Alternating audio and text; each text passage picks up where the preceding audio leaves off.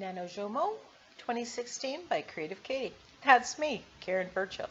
Take time to hit the subscribe button in the lower right hand corner and you won't miss any videos. This NaNoJouMo is day 11 and the prompt ABC. Hi everybody, Karen Burchill, Creative Katie here, getting ready to do NaNoJouMo number 11, I believe, and the prompt that I'm using, I'm not necessarily doing them in order, is ABC. So what I found was a quote in Pinterest. I typically go and I typed in ABC quotes or something, saying attitude, believe, courage, and they had little excerpts in here. Have a positive attitude.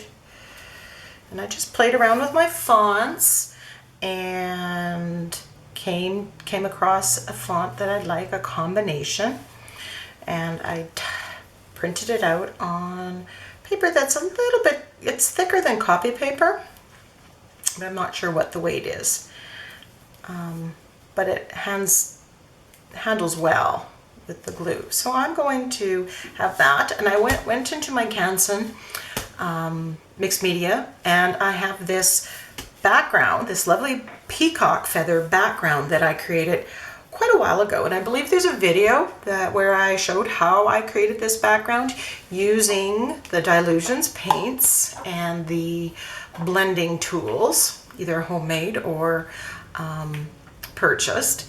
And I used, I believe, the cut grass, the London fog, vibrant turquoise, and crushed grape. I may have used the midnight blue as well a little bit, but you can check out that and check out the little iCard, and that will take you to that video. So this is a perfect time to use those backgrounds that you've created that are just waiting for a focal point. So I'm just gonna, after using this paints, I have also stamped before I put the paint on with my peacock feather, NO30 peacock feather, and this is by Stamp Pendus.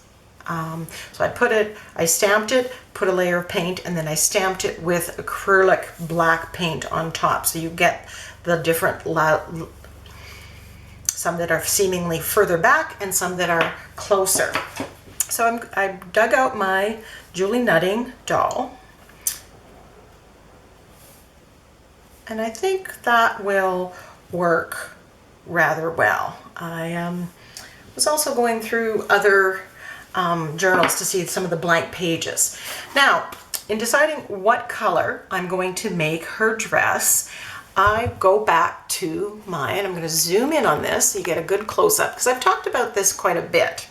Now, the colors that are used in the background are basically these 5 colors. Now, these 5 colors at the top are called analogous colors, and when you blend them together, they will always work out and they will always blend nicely, and you will be happy with the results. So if they're all next to each other, they say use 3 to 5 of these on a page or an artwork, and you're going to be happy with the colors. Now, if you go right across, you end up with a complementary color. Now, depending on which one, this is the blue, green, teal, which is predominant, and it kind of goes to the oranges. So either, on this side you have certain kind of orange, and red. So what I did is I went to my big blue box filing system, and I pulled out things that were going to be on this side, on the opposite side, in this color zone here. So I pulled out different colored papers and jelly prints. I'm going to zoom out so you can see that would fit that. So I'm going to cut out her dress and her bandana and her hairband with some of these. I'm not sure which ones are going to go where. So that's kind of my plan. So I'm going to cut out the Julie Nutting doll on some dictionary paper. It's about the right size. And you see me using the Dilutions acrylic block with the wavy edge. And I promised myself I would never buy this, but I did finally source it out at a very good deal, thanks to my friend Yvonne. So I purchased it, and it's really nice to have something that's as big as the doll themselves. Now you don't have to stamp it out onto dictionary paper. It could be regular book paper. You could also put it on white paper and use a script stamp like I just showed you. So the varieties are your own. So I'm just going to cut this doll out. Now again, since I'm going to be paper piecing, that's not necessarily the absolute way you have to do it. It's just the way I'm doing it. So I picked two coordinating pieces, and one's on the color paper on a coffee filter, and the other one is on deli paper. And I'm kind of giggling to myself right now because the other prompt from 30 Day Muse from Daisy Yellow was plaid. So I managed to get some plaid in there as well.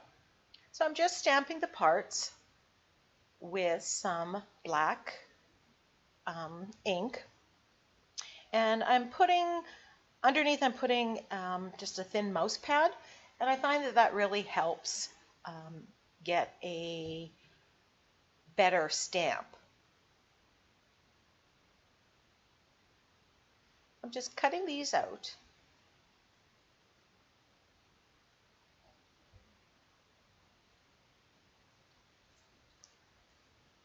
And I inadvertently cut in the wrong place. So I ended up having to stamp the bodice part again and paper piecing it in. No problem. Here I'm just adhering it to the base doll that was cut out of the dictionary paper with some matte gel.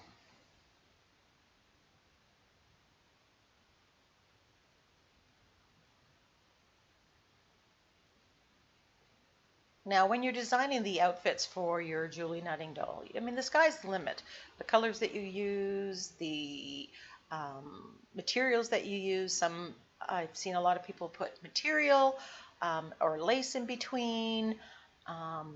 You really use your imagination. The way I'm doing it is just one way. So I'm really liking how the plaid overdress looks on top of the colored underdress. So I'm just stamping again to get the bandana here, or the headband for the little girl. And I'm just cutting that out. And I apologize that that's off screen. If I turn the camera on and off, I find that I sometimes forget to turn it on and I miss parts of the video. But then I always feel bad because it's, when you're watching things like cutting, it doesn't, it's not exactly exciting. So I dug out my Neocolor 2s and I'm putting some gold and some brown. I'm just coloring on here, and then I'm going to activate it with water on a small round brush. You can use watercolor pencils, Copics if that's what you have, any kind of marker. It doesn't even have to be art markers. It could be Crayola, it could be anything under, just what you have and what's available. And you can build highlights in as you see fit.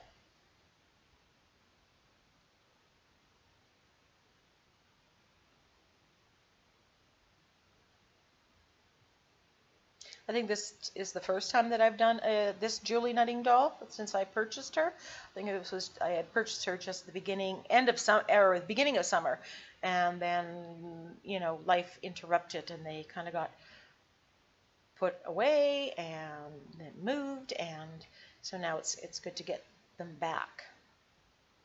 I'm using some Delta Cerem Coat flesh colored paint. I can mix colors using my Inktense blocks to get the flesh tone. And again, you can have different, you can have Caucasian, African American, whatever kind of flesh tone you want. So again, that's one way and place that you can personalize it for yourself.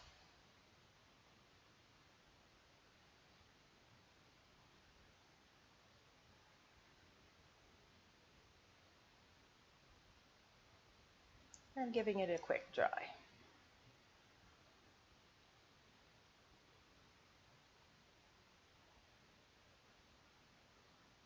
So I'm going to adhere the bandana.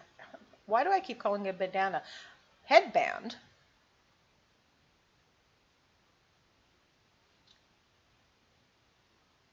And the girl is done. So back to the peacock background. Just going to, I have a pretty good idea about where I want things to go, but I just, putting them in again, making sure, final details. And I'm putting the ruler here, a straight edge, just because I want the A, B, C to be one underneath each other, because that is the prompt.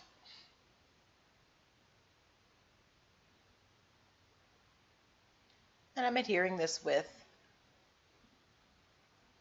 my gel medium matte, and it's the Liquitex brand.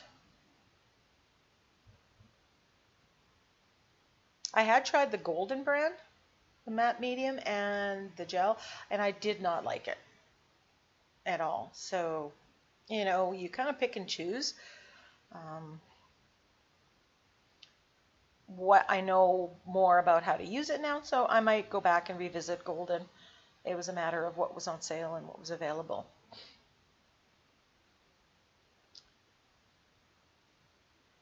I'm adhering the girl on there, and I really like the way the girl's dress and hair is popping off that page. And that's, by using the color wheel, you can make sure that you're picking the right colors to pop and to go. Now I'm pretty much done the page here, and I'm looking at it, and I realized that the page was actually bigger than the focal points that I put on here, or the way that I put the focal points. So I decide that I need to get a frame around this. So I have kind of a swirl stamp that I decided to get out, and I'm just stamping with ink all the way around. I no sooner got this done that I realized that I had the swirl pattern on the acrylic block that I'm using, and I could have just used that to make the border around my page. I've seen people do that and to make a border and do exactly what I'm going to do right now. I'm going to paint the border in black to kind of frame my picture. I've just never, this is the very first time that I've ever done that.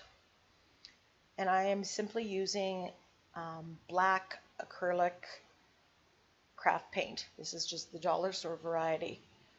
But I really like the consistency of it. So I was going to leave some of the swirl and color that in white, and then I decided not. I'm just going to end up doing the whole thing with the black paint.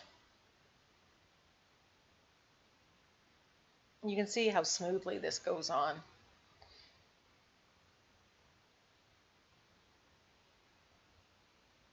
I find framing this with the black really makes the letters in the quote pop.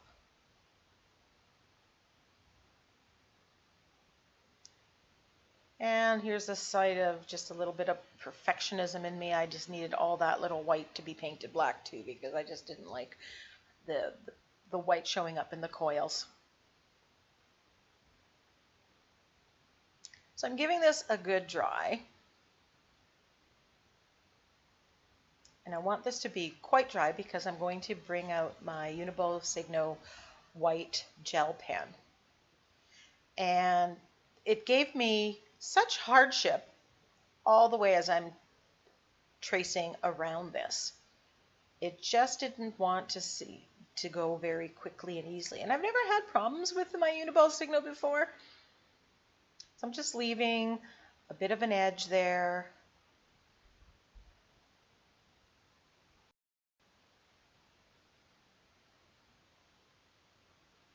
And while that's drying and I'm deciding in my head what else I want to do around the border, I noticed that her shoes weren't quite stamped very dark, so I'm just getting some black paint and just touching it up a little bit.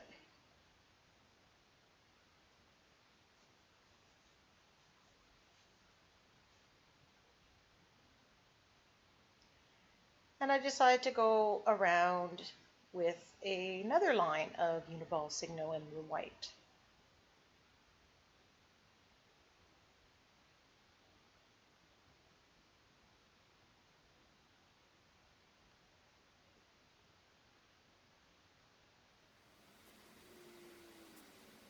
And after going around there, I decide I want to go around the outside edge, and now my Uniball Signo seems to be working. I think what happened is for quite a while, it just kind of has been sitting and hasn't been used very much. So I'm not sure if they should be lying flat or straight up and down. If anybody knows, like, leave a comment. That would be helpful for me, and I'm sure that would be helpful for a lot of the viewers. How to store them.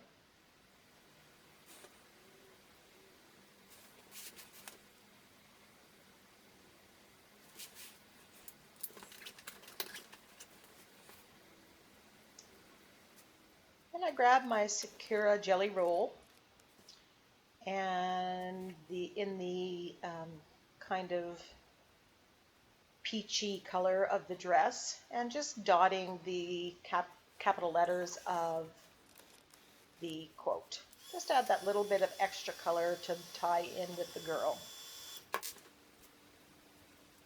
Getting my micron pen and just putting in some of the black marks that I either painted over or I cut off.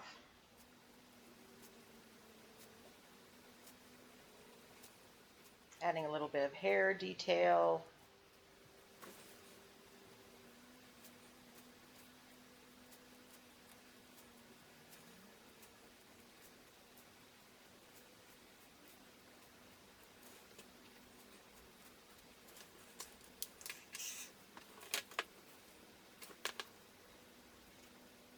And signing, because I think that I am done.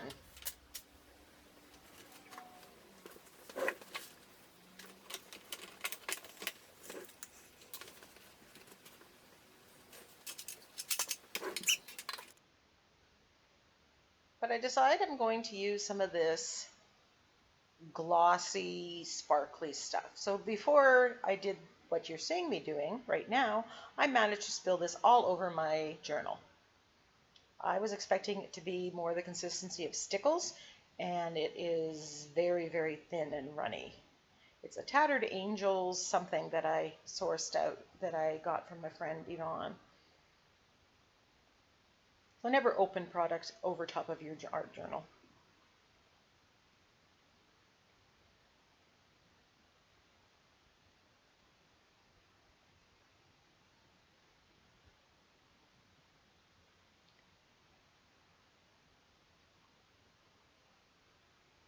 So I'm just adding a couple more layers of this glitter paint just to make a little bit more special, a little more detail.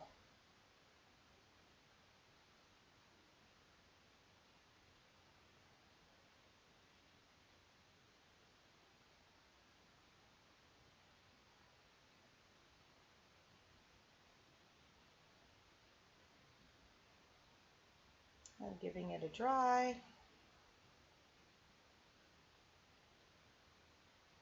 And I think I'm done.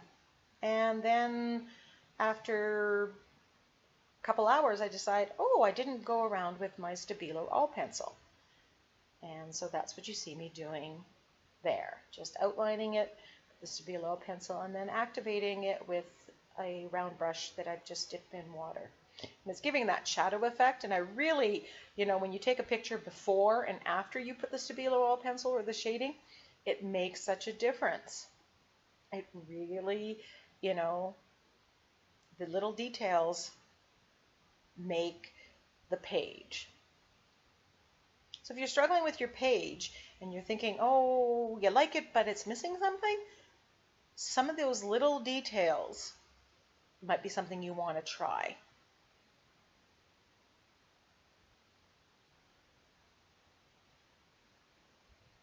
I'm going around and I'm adding some more Stabilo oil pencil if I want it a little bit darker. I really like the shadow effect around this girl.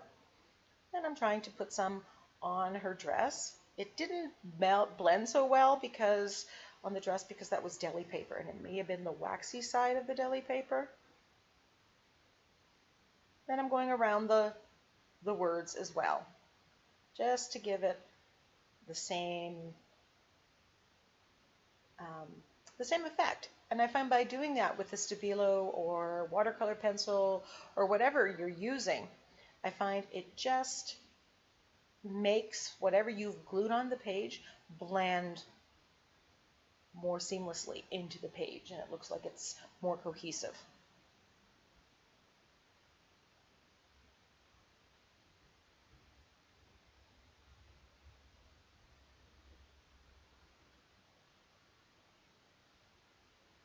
So if you have a background that you've made someday that's just been waiting for a page, maybe during NaNoJouMo, it's a good time to dig out those backgrounds, dig out those jelly prints, and create a page on them.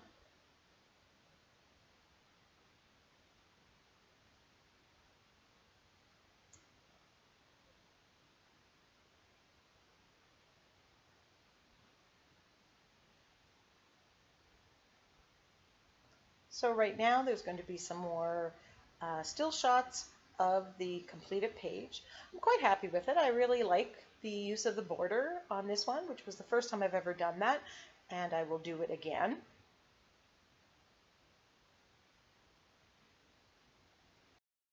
And as promised, here are some close-ups of different parts of this page. You can see the effect that the shading with the Stabilo oil pencil has. I outlined off camera around the small script part of the quote.